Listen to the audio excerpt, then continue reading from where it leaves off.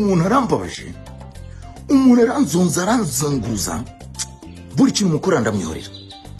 Umuntu w'umugabo tumaze iminsi twaraburanye, ariko ngeze gutya mba mucakiriye mu kayira njye kubona mbona atangiye gukanaguzwa amaso mpita avuga nti uyu ntabwo yizera Imana. Ikibazo cyari ryarirewe, arandebye ndamubaza bigenze biti, bigenze biti ngo abatangiye gupfunika atakamira. Ni wa mugabo bigenze biti, bura nta kinambwiye ndamwihorera.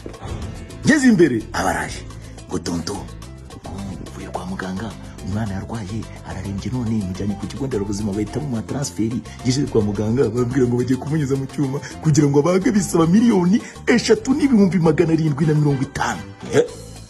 Ati none uzi ukuntu bigenza? Ndamubaza ni gute kandi twebwe ikitwa tike moderateur amafaranga dutanga y'ubwishingizi bwa mituweli atuvuza ku mafaranga make cyane. Ahita ambwira ngo nayo natanze.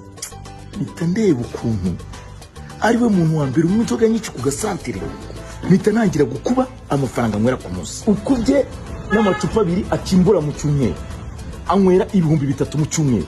Aya sa amafaranga y'ubwishingizi bw'umuntu umwe. Ese mubwire ni we Petit, chunga sana jujubara. Maga tubadi njewe narayishyuye. None ubu ndamunoshe